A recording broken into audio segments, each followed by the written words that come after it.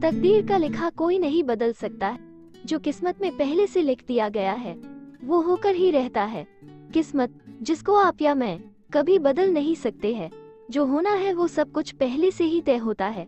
लेकिन फिर भी यहाँ पर कुछ लोग ऐसे होते हैं जो आपके जीवन में आए हैं आपकी किस्मत बदलने के लिए। कुछ किस्मत का लिखा बदल देते हैं तो कुछ लोग आपकी किस्मत बदलने का सिर्फ दावा ही करते हैं। और ऐसे ही वादे और दावे सिद्धि के जीवन में भी आए। आचार्य श्याम सुंदर जी, जिन्होंने अपने अलग अलग सुझाव से न जाने कितने लोगों की किस्मत बदली थी। आप लोगों को शादी करना है या नहीं करना है? इसी महीने में आप लोग मेरी बेटी से 50 उपाय करवा चुके हैं। वो बेचारी लड़की बिना कोई सवाल के आपकी सारी बात मान रही है और आप सभी लोगों को उसकी कोई परवाह नहीं है।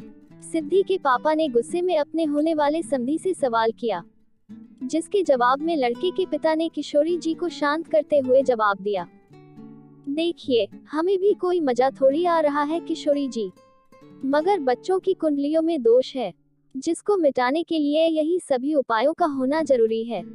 सिद्धि के परेशान होने से किशोरी जी बहुत दुखी थे। अब तो उन्होंने ये भी सोच लिया था कि उनको अब अमर और सिद्धि की शादी करना ही नहीं है। लेकिन फिर घर में आचार्य जी आए। आचार्य जी के आते ही यह बहस रुक सी गई। अब तुम्हारे जो भी सवाल है वो तुम आचार्य जी से ही पूछो। आचार्य जी, अब आप ही इसको समझाओ, ये कितने सवाल कर रहा है, अपने ऊपर इतने सारे सवालों के तीर आते देख। कुमार जी ने जवाब देने वाला काम आचार्य जी के हाथ में दे दिया, जिसके बाद आचार्य जी ने बिना कोई बहस के वही बातें बोली जो वो इतने सालों से बोलते आ रहे थे। आचार्य जी ने कहा कि इन बच्चों की कुंडली आपस में लड़ रही है, परंतु आपकी बेटी सिद्धि की शादी होने से इन दोनों परिवारों में धन की बारिश हो सकती है। क्या तुमने कभी छुपा हुआ खजाना देखा है? अगर देखा है तो तुमको पता ही होगा कि वो किस तरह से जमीन के नीचे होता है। अब अगर आपको उसको बाहर निकालना है तो उसके लिए आपको इसके ऊपर से यह सारी मिट्टी को हटाना ही होगा। आचार्य जी का बोलना वही बात थी जो वो इतने सालों से कर रहे थे, मगर फिर भी आचार्य जी की बात मान लेने के अलावा किसी के पास भी कोई रास्ता नहीं था। किशोरी जी सभी से नाराज थे और उनकी इस नाराजगी को आचार्य जी ने बड़े ही धैर्य के साथ समझा। आचार्य जी थोड़ी देर खामोश रहे और फिर उन्होंने एक सुझाव दिया। आचार्य जी के ये सारे उपाय हर किसी की किस्मत चमका देते थे और यहाँ इस बार बात थी सिद्धि और अमर की। देखा जाए तो कुछ होते हैं जो जीने के लिए भी मरते हैं और कुछ होते हैं जो मरने के लिए भी जीते हैं, और इन्हीं सभी बातों में एक लड़का और था जो था वरुण। वरुण एक ऐसा इंसान था जो दूसरे लोगों के मुकाबले अपनी जिंदगी से ज्यादा ही दुखी था और इसलिए वो अपनी जिंदगी को परेशानी बोलता था। एक दिन अपनी इसी परेशानी का समाधान करने के लिए वो माउंटेन सीन करने पहुंचा, जहां उसकी मुलाकात सिद्धि से हुई। वरुण अपनी आंखें बंद करते हुए पहाड़ों पर आगे बढ़ता गया, पर इससे पहले वो अपने मकसद में कामयाब होता, सिद्धि की नजर वरुण पर गई। ओ हेलो, वहां से गिर जाओगे तुम, नीचे उतरो, हेल्प हेल्प, इसको नीचे उतारो कोई। सिद्धि ने आवाज लगाना शुरू किया। वरुण की जान बचाने के लिए सिद्धि ने चिल्लाना शुरू किया, लेकिन इससे वरुण का बनाया गया प्लान बर्बाद हो गया। सिद्धि की ओर देखते हुए वरुण ने सिद्धि को चुप होने के लिए कहा, तुम हो कौन और इतना चिल्ला क्यों रही हो? अगर मैं तुम्हें नहीं रोकती तो तुम यहाँ से नीचे गिर जाते। तुमको अंदाजा भी है अगर तुम यहाँ से गिर जाते तो क्या हो सकता था? मैं यहाँ से गिरने के फायदे जानता हूँ मैडम, तुमने मुझे रोका क्यों? आखिर तुम हो कौन? यहाँ की सिक्योरिटी गार्ड हो क्या? देखो अगर तुमको मदद करना ही है तो फिर मुझे धक्का देने में हेल्प कर दो। क्या? मैं कुछ समझी नहीं, इसका क्या मतलब? तुम यहाँ पर मरने आए हो? हाँ, लेकिन मैं ऐसे मरूंगा तो ये सब हादसा नहीं लगेगा। ये सभी बातें मैं तुमको क्यों बोल रहा हूँ? तुम जाओ यहाँ से या फिर मैं ही चला जाता हूँ। सिद्धि खुद को शांत रखने और आचार्य जी के उपाय का तोड़ निकालने के लिए माउंटेन हिल पर आई थी, जहाँ उसकी मुलाकात वरुण से हुई और वरुण की बातों से सिद्धि को एक तरकीब सूझी। उसने जल्दी से वरुण को वहाँ से जाने से रोका। ओ एम जी, तुम मरना चाहते हो? रुको तो सही। अरे ओ हीरो, सुनो ना मेरी बात। हाँ, तुम्हारी मरने में मदद कर सकती हूँ।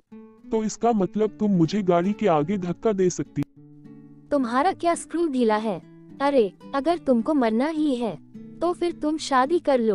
शादी? तो फिर इससे मेरे मरने का क्या कनेक्शन हुआ? लंबी कहानी है पर मैं तुमको शॉर्ट में सुनाती हूँ।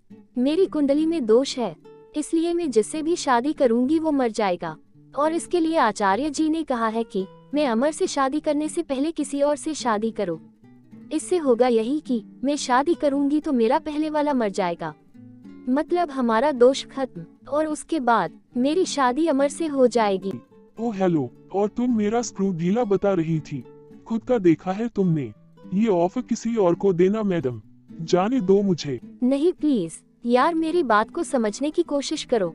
तुम तो वैसे भी मरना चाहते हो, तो इससे तुम्हारा भी काम हो जाएगा और मेरा भी। तुमको तो मरना है और वो भी कंडीशन अप्लाई के साथ, तो इससे अच्छा मौका नहीं मिलेगा। प्लीज मेरी मदद करो। अगर तुम हाँ नहीं करोगे तो कल से फिर उपायों के डोज बढ़ जाएंगे, और अब मेरी हिम्मत नहीं है। तुम मुझे बस शादी के लिए हाँ करो। अच्छा ठीक है, मैं आपकी मदद कर दूंगा। बताओ कब शादी करना है? सच में यार, आज भी इस दुनिया में अच्छे लोग हैं। वैसे तुमने अपना नाम क्या बताया? वरुण अपनी मर्जी से शादी करने के लिए तैयार हो गया, और इसी के साथ सिद्धि के परिवार वाले भी मान गए। किशोरी जी इस रिश्ते से बहुत खुश हुए। उन्हें खुशी थी कि अब उनकी बेटी सिद्धि को किसी भी तरह के कोई उपाय करने की जरूरत नहीं है। शादी तो हो गई थी, मगर सवाल जवाब अभी खत्म नहीं हुए थे। आचार्य जी, शादी तो हो गई है, लेकिन अब आगे क्या करना है? करना क्या है? बेटी की शादी हो गई है, अब विदाई का समय है। बेटी को अपने ससुराल जाने दो। ये आप क्या बोल रहे हो आचार्य जी? सिद्धि की शादी तो हम लोग अमर से करने वाले थे, पर अब वरुण के साथ कैसे जाने देंगे? मैं जो बोल रहा हूँ आपकी भलाई के लिए ही बोल रहा हूँ। इन ग्रहों को हमें मूर्ख बनाना पड़ेगा। जैसे असल शादी होती है सब कुछ वैसा ही होना चाहिए। किशोरी जी, वैसे भी वरुण बहुत अच्छा लड़का है। कभी कभी किस्मत का खेल कमाल का होता है, बिन मांगे वो मिल जाता है जो आपने कभी सोचा नहीं होता। और यही हाल वरुण का भी हुआ। कुछ ही दिनों में सिद्धि ने घर की सारी जिम्मेदारियां अच्छे से संभाली। वरुण के साथ रहकर वो पूरी तरह से अमर को भूल भी गई थी। अमर का जिक्र उसके सामने कोई नहीं कर रहा था, लेकिन फिर एक दिन सिद्धि के सामने अमर का जिक्र हो ही गया। वरुण आज ना ऑफिस से, जल्दी आना, हम दोनों को आज घर जाना है। मैं आपको बार बार फोन नहीं करने वाली। मिसेज सिद्धि, ये शादी की जिम्मेदारी तो खत्म हो ही नहीं रही है। तुमने क्या बोला था, शादी करो उसके बाद तो मेरी सारी परेशानी खत्म। सिद्धि, इस बात को तो तुम पूरी तरह से भूल गई हो। समझ ही नहीं आ रहा है सिद्धि, मैं अभी भी जिंदा हूँ। शादी तुमको करना थी और फंस में गया हूँ। वरुण, मैं तुमको इस बारे में क्या ही बोलूं, जैसा जिसने बोला था मैंने तो वैसा ही किया है। हाँ, ये बात सच है कि मुझे शादी करना थी, और इसके लिए शायद मैंने तुम्हारी भी लाइफ खराब कर दी है। इतने दिनों में मैं भूल ही गई कि ये शादी असल नहीं है। का शादी करने का सपना मेरे लिए मजाक बनकर रह गया है।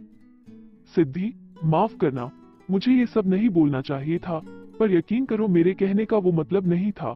मैं इस बात को जानता हूँ कि मेरे ना मरने से तुम भी यहाँ फंस गई हो। प्लीज वरुण, तुम बिल्कुल ऐसा मत सोचो। लिखे हुए को बदल नहीं सकते हैं। मतलब साफ है, जो होना है वो होकर रहेगा, और मैं यहाँ फंस गई हूँ। मुझे कभी ऐसा नहीं लगा। Same to you. खैर, यह सभी बातों को छोड़ो, मैं आज वैसे भी घर जल्दी ही आऊंगा। बस अब आप तैयार होने में रात मत कर देना। हम 1 मिनट, क्या बोला तुमने? मैं इतना टाइम लगाती हूँ क्या? वरुण, भागो मत, जवाब देकर जाओ। शाम को मिलते हैं मिसेज जी, बाय। ये बात बहुत अजीब सी थी, क्योंकि आचार्य जी का कहा हुआ आज तक गलत नहीं हुआ था, पर इस बार बात कुछ समझ नहीं आई।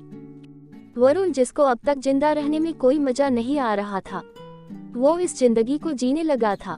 वरुण के ऊपर बहुत लोन थे, जिसको चुकाने के लिए उसने अपना हेल्थ इंश्योरेंस करवाया था, पर कंपनियों की इंश्योरेंस पॉलिसी के नियम से उसकी मौत एक हादसा होना चाहिए, और इसलिए वो एक हादसे की उम्मीद में अपनी जिंदगी को सेक्रिफाइस करता गया। उसे सिद्धि का साथ अच्छा लगता था, और सिद्धि भी वरुण को पसंद करने लगी थी, मगर ये नजदीकी अमर को बिल्कुल भी पसंद नहीं आई। उसने गुस्से में सिद्धि का हाथ पकड़ा और उसको घर से बाहर लेकर आया। सिद्धि, इधर आओ, तब से देख रहा हूँ तुमको। ये तुम क्या कर रही हो? कुछ ज्यादा ही उस लड़के की केयर नहीं कर। अमर, पहले तो हाथ छोड़ मेरा। तुम होते कौन हो मेरे से ऐसी बात करने वाले? मैं होता कौन हूँ? सिद्धि, हम दोनों की शादी होने वाली है। इस बात को भूल गई है क्या? अमर गुस्से में सिद्धि को घर से बाहर लेकर आया था और ऐसा करते हुए वरुण ने लिए, जिसके बाद बिना कोई देरी किए वरुण भी घर के बाहर आया और फिर उसने सिद्धि को घर चलने के लिए कहा। सिद्धि, अब चले, अभी निकलेंगे तो अच्छा रहेंगे। ज्यादा रात हुई तो घर जाने में लेट हो जाएगा। ठीक है वरुण, चलते हैं। वैसे भी यहाँ पर मुझे घुटन सी हो रही है। सिद्धि, यही रुक। और तू वरुण, आखिर तू होता कौन है मेरी बीवी को कुछ भी बोलने वाला? पहली बात, ये सवाल तो मुझे पूछना चाहिए था तुमसे। आखिर तू कौन है? सिद्धि से शादी मेरी हुई है, फिर ये बीवी तेरी कैसे हुई? वरुण को सिद्धि से प्यार हो चुका था और अब वो किसी भी हालत में इस रिश्ते को खत्म नहीं करना चाहता था। दोनों लड़के आपस में सिद्धि के लिए लड़ने लगे और इसी लड़ाई के बाद वो हुआ जिसके बारे में बातें हो रही थी। कुंडली में लिखी हुई बात करीब करीब सच हुई। वरुण को इस लड़ाई में बहुत चोट लगी, जिसके बाद उसको हॉस्पिटल ले जाना पड़ा। अभी तक जहां सिद्धि को कुंडली के सच होने पर कोई फर्क नहीं पड़ रहा था, पर अब इस दिल बदल सा गया था। और पापा, वरुण को कुछ होगा तो नहीं ना? वो ठीक तो हो जाएगा ना? पापा, उसको कुछ हुआ तो पापा प्लीज उसको बचा लो। बेटी, अपने आप को संभालो, कुछ नहीं होगा वरुण को, हम लोग हैं ना तुम्हारे साथ। किशोरी जी सही बोल रहे हैं सिद्धि बेटा, हम सभी लोग हैं तुम्हारे साथ। देखो अब जो हुआ उसका क्या ही कर सकते हैं, फिर भी मैं संभालता लूंगा सारी बातें। नहीं अंकल जी, अब आप कुछ नहीं संभालोगे। आपके इस बेटे पर हमें कोई तो एक्शन लेना होगा।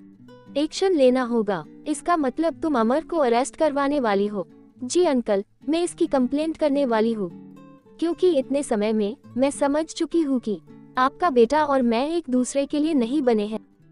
सिद्धि, ये सब क्या बात कर रही हो तुम? और अमर तो सच बोल रही हूँ पापा। और हाँ आप देखिए अंकल जी, चलिए एक डील करते हैं। मैं आपके बेटे की कंप्लेंट नहीं करती, इसके बदले में आपका बेटा हमारे आप पास भी नजर नहीं आना चाहिए। मुझे ये डील मंजूर है, जैसी तुम्हारी मर्जी। खुद में ही उलझी हुई है तो मुझे क्या सुलझाएगी? भला हाथों की चंद लकीरें भी क्या किस्मत बताएगी? लोग माने या ना माने, पर किस्मत का खेल कोई समझ नहीं सकता है। सिद्धि का प्यार रंग लाया और वरुण भी इस मौत के चंगुल से बाहर आ गया। आफ्टर ए फ्यू मंथ्स, आचार्य जी, बोलना तो नहीं चाहिए, लेकिन आप तो बहुत झूठे निकले। आपने बोला उसमें से एक भी बात सच नहीं हुई है। मैं तो समझ गई हूँ, अब सिर्फ पापा को समझ आ जाए तो अच्छा रहेगा। उसके बाद आपसे पूछकर काम करना वो बंद करेंगे। सिद्धि बिटिया, जो हमारे लिए है ही नहीं वो हमें कभी मिलेगा भी नहीं। इतनी सी बात अगर समझ जाओ तो सब कुछ समझ जाओगी। मुझे ना आपकी ये कुंडली वाली बातों पर ना पहले भी यकीन नहीं था और ना ही अब है। क्यों? आपको तो आपका प्यार मिल गया है, यही तो आप चाहती थी। हाँ, मैं अपने लिए सच्चा प्यार चाहती थी और वो मुझे मिला भी है, लेकिन अपने बोला था, हाँ बोला था तो वही तो हुआ। अब जरा सोचो, अगर आपको ये सारे उपाय करने नहीं दिए जाते तो आपकी मुलाकात वरुण से भी कैसे होती? सिद्धि, किस्मत के लिखे हुए को इतनी आसानी से कोई समझ नहीं सकता है। हमारे लिए क्या सही है और क्या गलत है वो हम तय नहीं करते हैं। ये जो तकदीर होती है ना, वो सिर्फ आपको इशारे करेगी। अगर समझ जाओ तो समझदारी, और नहीं समझोगे तो ये सब तुम्हारी जिम्मेदारी। फिर भी आचार्य जी, आपने तो बोला था जीवन में खुशियाँ, और वो आपकी धन वाली बात। क्यों आप खुश नहीं हो क्या वरुण के साथ? खुश तो हो आप, अब वो धन वाली बात तो आपके पिता के लिए थी। सिद्धि, माँ बाप की असल दौलत तो उनके बच्चों की खुशियाँ ही होती है। आपके पापा के लिए उनकी बेटी को इतना खुश देखना किसी धन के बरसने से कम नहीं है। अब आप जाओ, क्योंकि वरुण को इस समय आपकी बहुत जरूरत है। आपकी सारी बातें मेरे समझ आ गई आचार्य जी, जो भी मैंने बोला था उसको आप प्लीज माइंड मत करना। अच्छा, चलती हूँ, और हाँ, अगर मैंने कुछ ज्यादा ही बोल दिया हो तो उसके लिए माफ करना।